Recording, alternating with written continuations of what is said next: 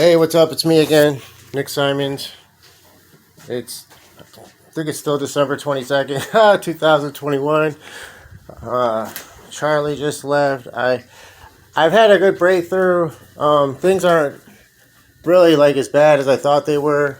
I just want to document this while I'm going through it because I figured out like a lot of mistakes that I made before my arrest in August. And I can admit when I'm wrong. I think it's a good thing to be able to do that. It's healthy, and there's all kinds of great things about being able to admit you're wrong. But I want people to know what it's like to have to deal with a personality like this. But where I guess the message or the moral of the story is where I went wrong, and how in effect, I guess I made it much worse than it had to be, So, I mean, it would probably be better for me to focus on that aspect other than, like, all the stuff that makes my dad a malignant narcissist. Like, I really don't want to talk about all that too much. There's books about it out there. You could probably YouTube videos, I'm sure. I'm not sure. I haven't looked for YouTube videos for about egoist personality disorder, but I think I've met a lot of other people that have it too. I think I've been with other people who had it, and we shared our egoist personality disorder. And I don't know, it's complex in a way, but I don't want to make these videos too long. I do just want to say, like, what I'm going through right now as far as the communication with my dad is it's very difficult to be able to have a normal conversation because he's not a good listener, and he likes to point out things, and then it's hard to get it's hard for me to make a point because he brings up stuff. He asks questions. He doesn't ask questions. He kind of just like throws his opinion in there, and then that becomes the focus of the conversation.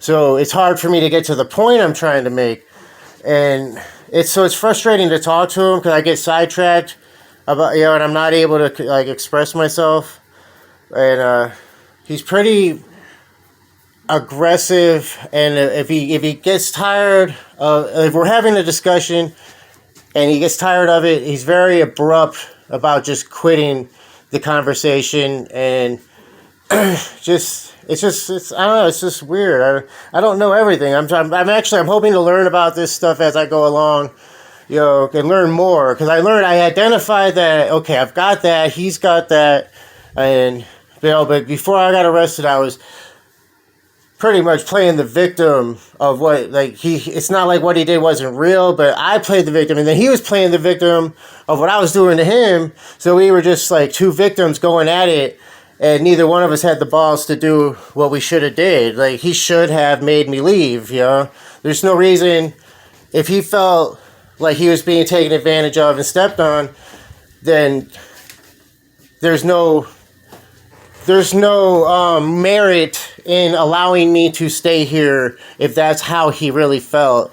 And then for me, if I felt like I was being disrespected, or if I was having any trouble with him as far as the way he was communicating with me, then I needed to move out. Like, that really, I didn't feel that way because, well, I knew there was no such thing as actually moving out. For one thing, because he would have let me come back in. I just kind of cut out the middleman in a sense. If I had any real integrity, I would have just left, and then not coming back wouldn't have been an option. But I guess the way I was coming at it, like earlier this year when I was binging, was that I didn't want to play any games, especially because I was done binging, and then we just fought about that, like the results that happened during like my 3-week binge, and then he felt so disrespected, that I binged like that, and I almost moved out, but I had to come back because me and the girl that I was dating quit seeing each other, and so I had to come back, but that was bad, and going to the homeless shelter wasn't an option for me, and going to a sober house. I mean, it should have been. They were options, but I didn't view them as options. And I knew that especially if I did get my stuff together and start going back to school, I was going to be here all the time going to school because I wouldn't want to, I could be alone here while he's at work all night, Monday through Friday. And if as long as that window was open, I would end up being here all the time. It wouldn't make sense to be here 6 or 8 hours a day and then go pay the sober house $150, $200 a week for a bed space. But that's old now. I'll just go through if you think you might have a malignant narcissist for a parent or a mate, these are some indications. This is from earlier today with me and Charlie trying to talk. Things that would happen that would normally not be a big deal were blown out of proportion.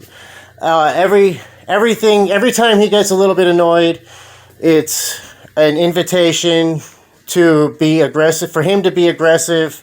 Just in his overall, his body language and the tone of his words are aggressive. Like earlier this summer, for some reason when we would get into it, he'd already gotten, he maxed out on how much force he could be degrading with his words. Like he maxed out on that a long time ago. So that doesn't work anymore. So I don't know if that was what prompted. He would throw an aggressive movement, like kind of a half lunge toward me sometimes. And it was insanity, you know what I mean? Because he was my dad, and he's old, and I'm not young, but I'm in relatively good shape for my age, and I've been through a lot more than him as far as physical altercations. So he's injured, and I didn't understand the aggressive movement, but it is what it is. I guess the point that I was trying to make is that if I didn't like it, I should have just left. I should have just, I would think about going to a sober house, but I knew it was just, I would end up being here all the time. So I didn't want to have to commit to doing that. It wasn't that I wouldn't have been open to the quitting the drinking and, the smoking weed as much, to be honest with you. It was just, that wasn't the motivation to not go get help. I thought I could not drink on my own. I didn't think I needed to go to a sober house, but I realize now that I did. And, there's people telling me, but I guess I don't know. But so what I did, when me and my dad were talking, was I kept my calm, and I didn't let myself react to him getting mad about stupid things that really didn't mean anything. Instead, what I did was I asked him to help me understand why he was upset. And the fact that I kept my cool was key, because if there was an annoying tone in my voice, it would have been, he would have perceived it and he would have jumped on that. So me keeping my cool disarmed him and allowed him the chance to try to explain himself, which I think he wasn't ready for. I think it took him off guard, because this isn't how I've communicated before in the past. And this actually is a direct result of me reading that 7 Habits of Highly Effective People, I think by Stephen Covey, and that was a book I highly recommend anybody read at least once. I plan on reading it again, probably 3 times. Maybe start a book club. I mean, for real, because everybody should be reading this book. I mean, for us, way better than 48 Laws of Power. That's another book I know people like to pass around in jail. It's good for a lot of things. I mean, as far as the 48 Laws of Power are concerned, I like about it is that anybody who's already predisposed to behaving manipulatively or connivingly, they already do that on their own. So that book's not teaching anybody how to be anything that they wouldn't already have in them as far as the evil aspects of the book are concerned. But what it served to be good for is to recognize when other people are displaying those characteristics. When, the 48 Laws of Power maybe 10 of the laws recommend being, a little morally bankrupt somewhat to a degree, in a sense, not caring about how you affect other people, in a sense, using people to your advantage. And I don't agree with that type of power, but for the most part, 48 laws, they are good. It is good wisdom, and it turns the big book turns people on to the historical examples of the laws and all kinds of knowledge. So it's not a bad book to read. But as far as being effective at helping people, like maybe do a mental transformation, the 7 Habits book is way better read. I mean, for once, yeah, it's a good book for anybody trying to become more efficient in their life, so to say. So also, since we're talking about the 48 laws, I want to bring up another Robert Greene book, The 50th Law, that I read. And that's actually better than the 48 laws too, because the author doesn't recommend doing immoral acts. Like it's a different type of read, than the other ones. And I've read all the Robert Greene books, even Mastery. So I have to give the 50th Law a recommendation, because it's along the lines of the 7 Habits, and just I don't know, it's just an entertaining book to read, for one thing, and it gives example of 50 Cent's, what he went through, which is interesting. And then it also explains how those types of situations happen in regular business, out there in their actual society. You know what I mean? Because we are, what 50 went through is a very small percentage of a society has been through what 50 went through. But it's just, an entertaining read. I recommend that book more than the 48 Laws of Power, the 50th Law. But,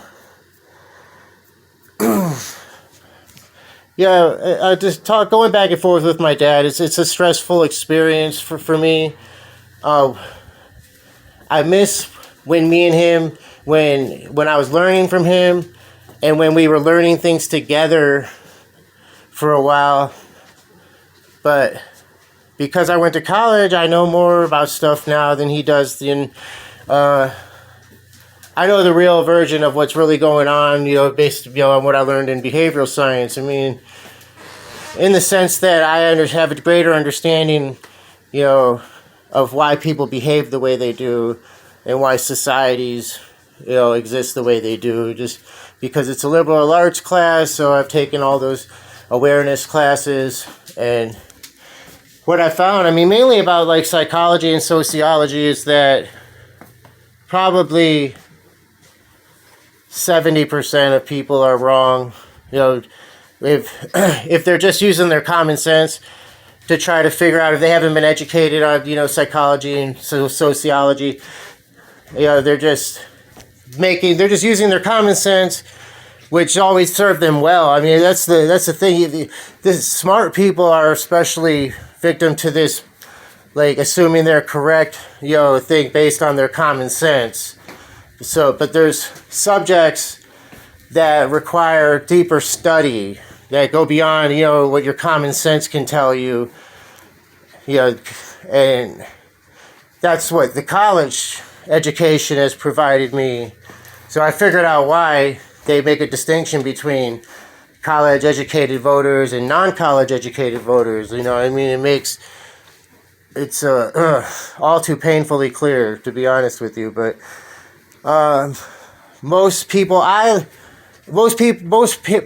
would want their children to become smarter than them and to be more wise than them one day, and that would be one of the greatest feelings you could ever get, is when your kids are smarter than you, in a sense. If you value your knowledge and education, because then you did well. If you consider yourself smart and intelligent and wise, and then you created a kid that surpassed you in all of that, most people would be happy. I'm assuming. I'm stuck in my own little bubble of experience there. My own. That's my point of view. But everything is a debate with him. It's hard to learn anything anymore, because he wants to always diagnose people and talk about people. He talks about my ex-girlfriend a lot. I'm tired of that. part of her energy being here is another reason I need to get out of here, just because it's just weird how everything played out with me and my most recent ex-girlfriend. But I don't want to talk bad about her. To me, she's a suffering child of the universal mind, aka God, as are most of us. And it's not for me to judge her for where she's at on her journey, because everything for her is like us. It's a lot of people, they're due to their genetics and their environment. So it's hard to discern, to me, how she should be or anyone else should be. And I accept that people just are. And I do feel for her in particular, and I hope that she finds peace very soon, because I know, and she told me that she's not, a very happy person. So I'm not saying no lie. I'm not saying anything she wouldn't tell anyone else. So I hope that she finds peace, soon. But anyways, what I'm going to do, I want to try to be a good, role model in a sense for Charlie, and how healthy communication can be achieved. Even, I can't expect him to cooperate, and that's okay. Because I'm not going to be here. That's I've located like the major source of my frustration before I got arrested was that I didn't have any other options I was willing to choose from to leave, to go to, and I wanted to stay here, and I was frustrated because I couldn't make him change, when I felt he should. And especially after taking these child adolescent psychology classes in human growth and development, health psychology, like, it just gave me more of a well of resentment when I'm not even going to get into it right now, but like, I learned things, and I already could draw from my poor childhood if I wanted to, if I felt like I had to throw something in Charlie or my mom's face. It could always be my poor childhood. But then after taking those classes and even sociology, intro to Soc, helped me gain an insight on exactly what I was going through. Because believe it or not, there's a name for everything. They've studied everything, the sociologists and the psychologists. Both fields are way richer, way deep. They go way deeper, and their predictions are way more accurate than a lot of people that haven't gone to college would understand. And it's hard to explain that to people, but I know why, because of the psychology classes. So, you know what I mean? It's like I'm just kind of stuck in my own little bubble of awareness. It's kind of, I'm looking forward to going back to school and being with other people who, have learned about the way things are, like past the surface, the inner workings of what's really happening in society and between in-personal relationships. So because I'm going to leave here soon, I'm not stressing out over the way Charlie communicates with me. And I was overblowing it in the past. I exaggerated everything, but because my refusal to leave created frustration for me that I was taking out on him. And we were both doing the same thing to each other. We both have a well of resentments to draw from that we were using to justify our illogical behavior. But like I said, now that I'm going to be living according to the will of my higher power and not my own, it's a lot easier. Makes everything way more simple for me to just do what I know is right, to just have good morals, and for it not to be an option. And for me, having good morals includes using good logic.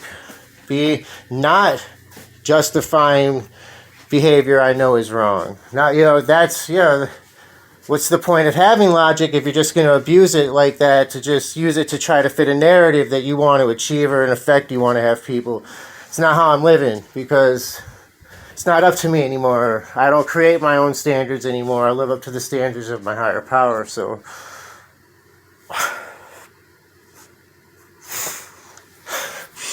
that's all I'm going to say right now.